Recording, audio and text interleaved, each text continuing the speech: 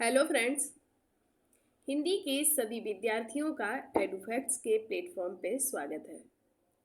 दोस्तों, जो हमारी हिंदी साहित्य में बहुविकल्पीय प्रश्नों की श्रृंखला चल रही है, उसी श्रृंखला को आज हम आगे बढ़ाते हुए नाथ साहित्य और कुछ जैन साहित्य के प्रश्नों को सम्मिलित करेंगे।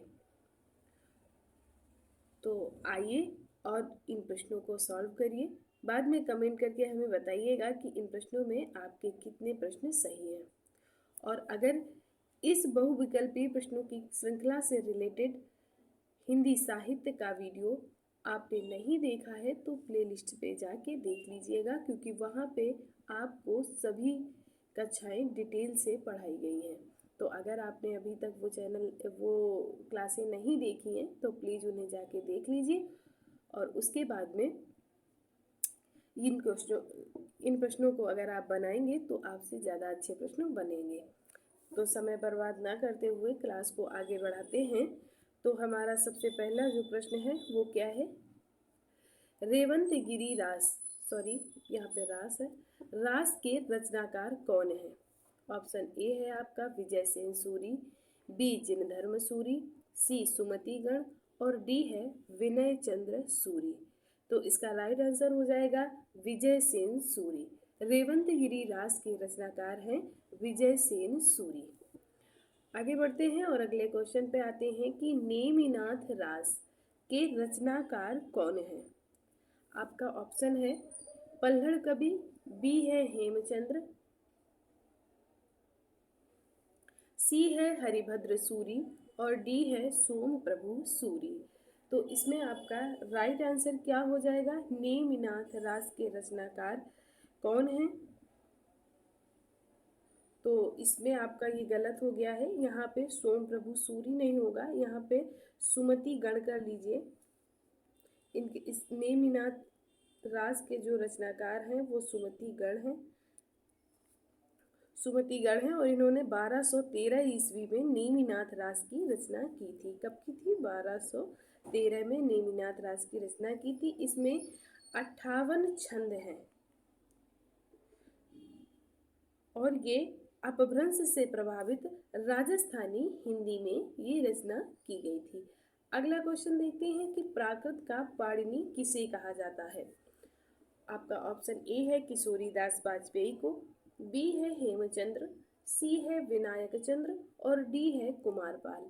प्राकृत का पाणिनि किसे कहा जाता है? तो प्राकृत का पाणिनि कहा जाता है हेमचंद्र को। आपका राइट आंसर हो जाएगा ऑप्शन नंबर बी, हेमचंद्र।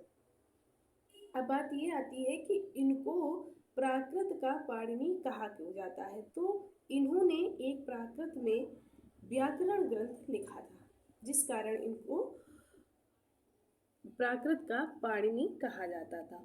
और पाणिनि ने कौन सा ग्रंथ लिखा था जिससे उनको प्रसिद्धि मिली थी? ये आप हमें कमेंट करके बताइएगा कि पाणिनि का प्रसिद्ध ग्रंथ कौन सा है।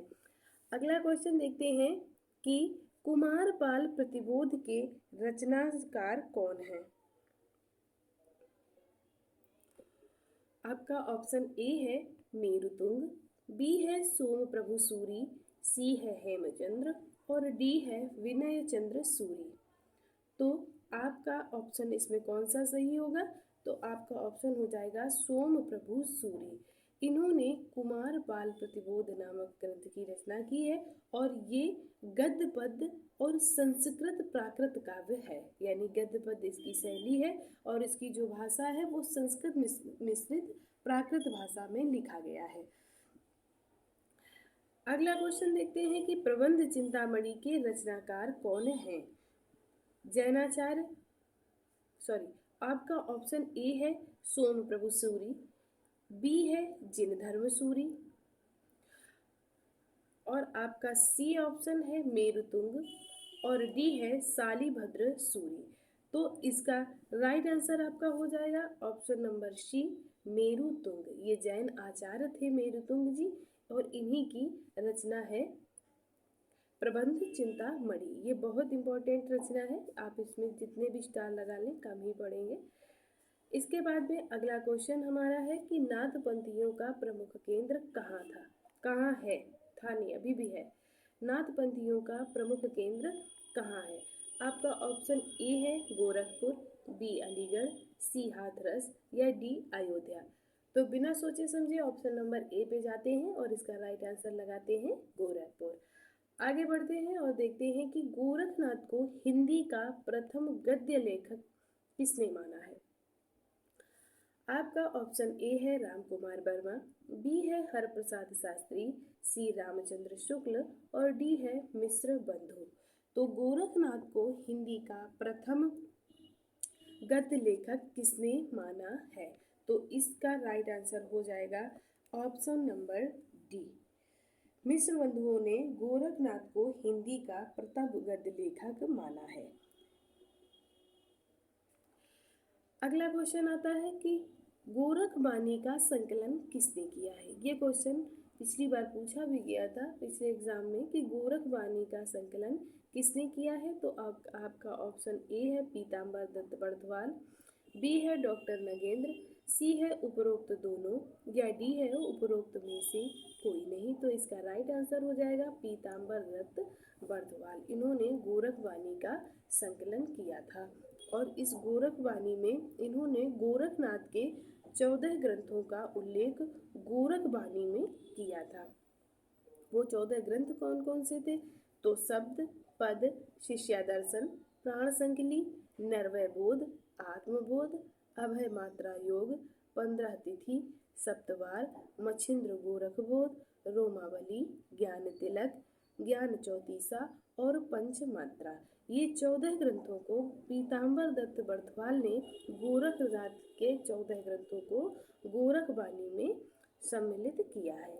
अगला क्वेश्चन आता है कि नाथपंथ में सींगी और सिले क्या था? तो ये था ऑप्शन ए खून और सींग, बी कमंडल, या सी पीले वस्त्र या डी उपरोक्त सभी। तो जो नाथपंथ, इसका तो राइट आंसर हो जाएगा ऑप्शन नंबर ए ऊन और सींग। तो नाथपंथ के जो योगी होते थे वो गले में एक सींग की नंदी धारण करते थे और उसी सींग की नंदी को सींगी कहा जाता था और गले में काली ऊन का जनेऊ रखते थे जिसे सिले कहते थे। अगला क्वेश्चन आता है कि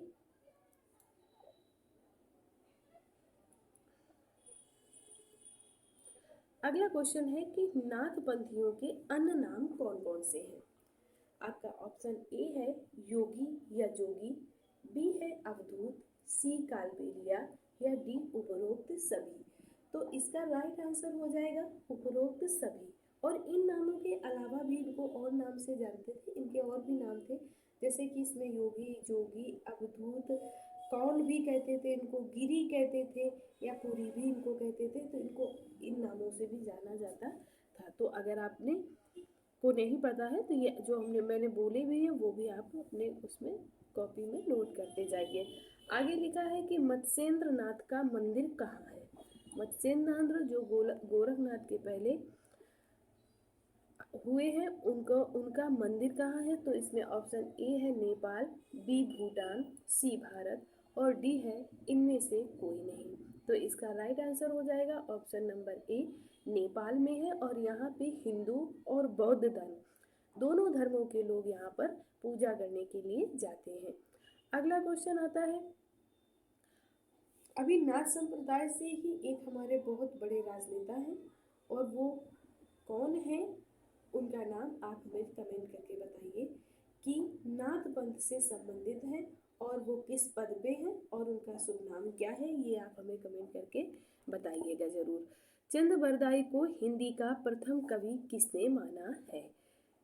ऑप्शन ए है आपका मिश्र बंधुओं ने, बी है रामचंद्र शुक्ल ने, सी है उपरोक्त दोनों या डी उपरोक्त में से कोई नहीं। तो चंद्रबरदाई को हिंदी का प्रथम कवि किसने माना है। तो मिश्र बंधु और रामचंद्र शुक्ल दोनों लोगों ने चंद्रबरदाई को हिंदी साहित्य का प्रथम कवि माना है और रामचंद्र शुक्ल जी ने जो इनकी एक रचना है चंद्रबरदाई की पृथ्वीराज रासो, उसको हिंदी भाषा का प्रथम महाकाव्य भी स्वीकार किया है। आगे बढ़ते हैं कि चंद्रवरदाई को छप्पर का राजा किसने कहा है। इसके लिए आपके चार ऑप्शन हैं। ऑप्शन ए है रामचंद्र शुक्ल, बी मिश्रबंधु, सी शिव सिंह सरोज या डी है उपरोक्त सभी। तो इसका राइट आंसर हो जाएगा शिव सिंह सेंगर। चंद्रवरदाई को छप्पर का राजा शिव सिंह सेंगर ने माना है। आगे आपका आता है कि पृथ्वीराज रासो का महत्वपूर्ण सर्ग क्या है। इसमें दो ऑप्शन दिए गए हैं। ऑप्शन ए कैमास वध, दूसरा है पद्मावती सर्ग, तीसरा कर लेते हैं उपरोक्त सभी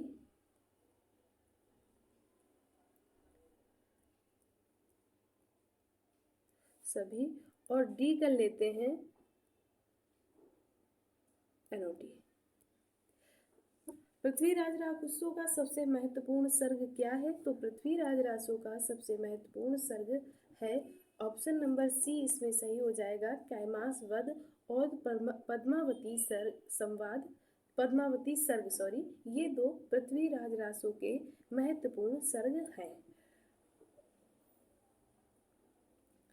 अब एक विवाद उठा था कि पृथ्वीराज रासो प्रमाणिक ग्रंथ है या नहीं। इस पे कई विद्वानों ने अपनी अलग अलग टिप्पणियां दी थी और इसको मैंने विस्तार पूर्वक आपको क्लास में पढ़ाया हुआ है। तो अगर आपको विस्तृत रूप से पढ़ना है तो फिर आपको वो वाली वीडियो प्लेलिस्ट से जाके देखनी ही पड़ेगी। अच्छा, अभी क्वेश्चन पढ़ते हैं कि पृथ्वीराज रासो को प्रमाणिक ग्रंथ किसने माना है।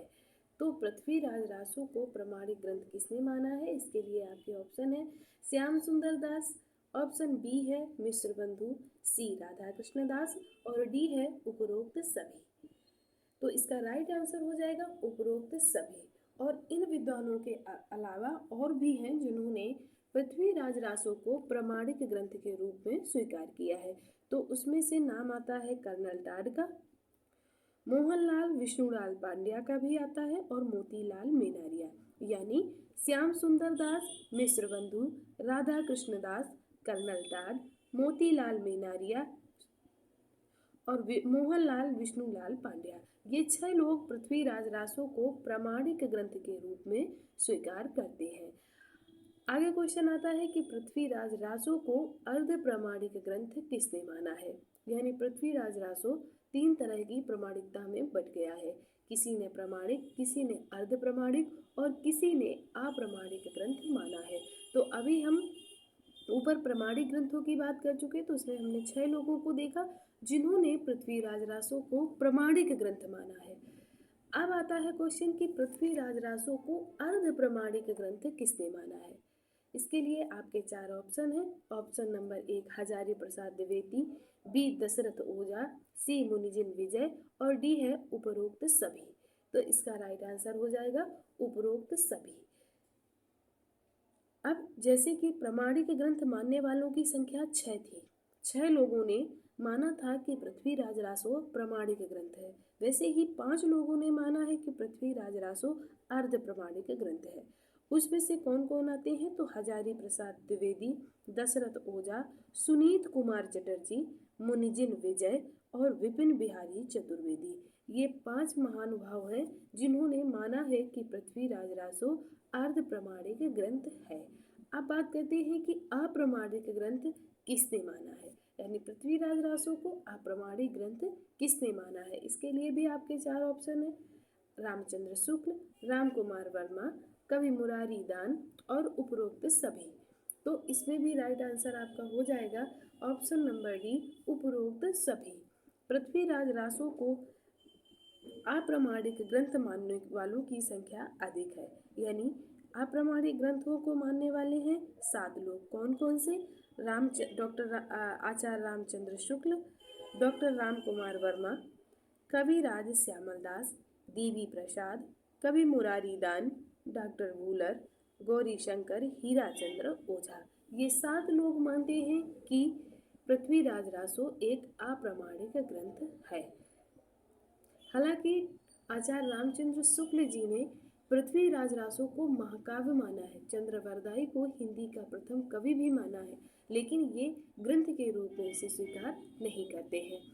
अगला क्वेश्चन है कि पृथ्वीराज रासो को मुक्तक काव्य किस विद्वान ने माना है। इसके लिए भी आपके 4 ऑप्शन हैं। ए है नरोत्तम स्वामी, बी हजारी प्रसाद द्विवेदी, सी है आचार्य रामचंद्र शुक्ल और डी है मिश्र बंधु। तो इसमें आपका राइट आंसर हो जाएगा ऑप्शन ए नरोत्तम स्वामी। अगला क्वेश्चन है कि खुमाण रासों के रचनाकार कौन है।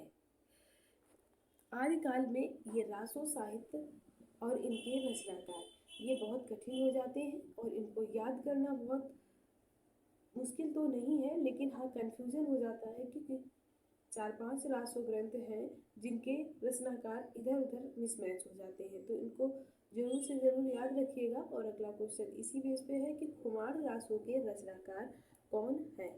तो इसके लिए भी आपके 4 ऑप्शन हैं। ऑप्शन ए नरपति नाल, बी है दलपति विजय, सी जगनिक और डी है इनमें से कोई नहीं। तो खुमार रासों के रचनाकार हैं दलपति विजय और आपका राइट आंसर हो जाएगा ऑप्शन नंबर बी। इसके बाद में आपका अगला क्वेश्चन है कि बीसल देव रासों के रचनाकार कौन से हैं। तो बीसल देव रासों के रचनाकार हैं ऑप्शन ए है आपका नरपति नाल, बी दलपति विजय, सी जगनिक या डी मोतीलाल मेनारिया। इसके लिए भी आपका right answer option number A हो जाएगा नरपति नाल। नरपति नाल ने बीसल देव रासों की रचना की थी। तो ये थी आपकी आज की श्रृंखला बहुविकल्पी प्रश्नों की। अगर आपको पसंद आया है तो वीडियो लाइक करें, कमेंट करें, अपने दोस्तों में शेयर करें, चैनल को सब्सक्राइब करें ताकि आपको अगला वीडियो समय पर मिल जाए। धन्यवाद।